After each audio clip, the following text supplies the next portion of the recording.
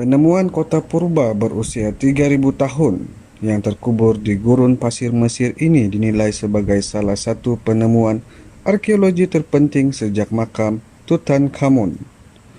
Kota ini ditemui di bawah timbunan pasir oleh para penyelidik diketuai oleh ahli arkeologi Mesir terkenal, yaitu Zahi Hawass, dengan kerjasama Majlis Antiquity Mesir.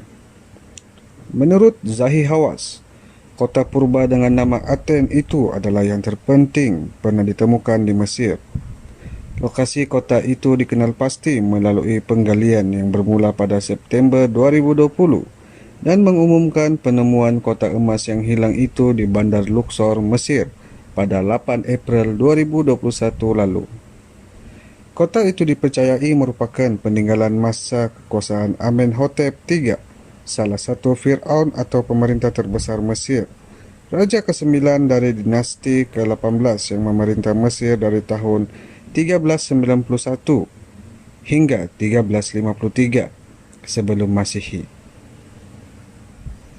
Kota itu kemudian diambil oleh anaknya, Fir'aun I dan Tutankhamun, yang makamnya ditemukan di lembah para raja oleh ahli arkeologi Howard Carter pada 1922.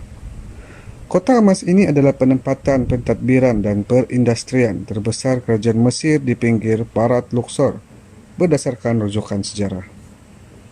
Kota hilang ini merupakan penemuan arkeologi terpenting setelah makam Tutankhamun, kata Betsy Bryan, Profesor Meteorologi di University Johns Hopkins di Amerika Syarikat.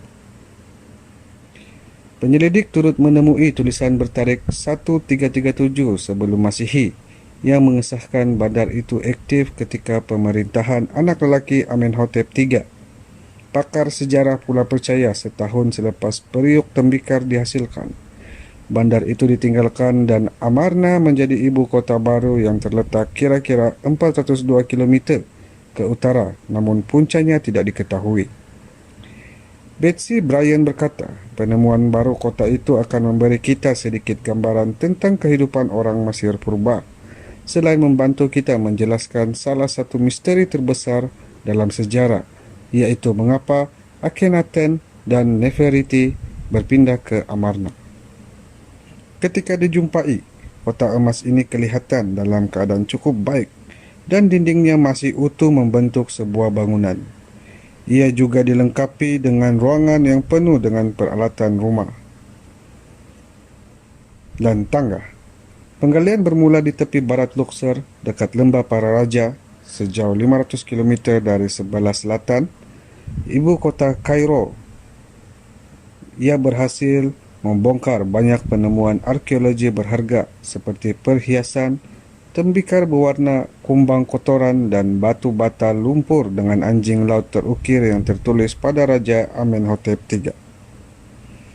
Ahli arkeologi turut menemui kedai roti, kawasan memasak dan kawasan penyediaan makanan yang dilengkapi dengan ketuhar dan tembikar simpanan.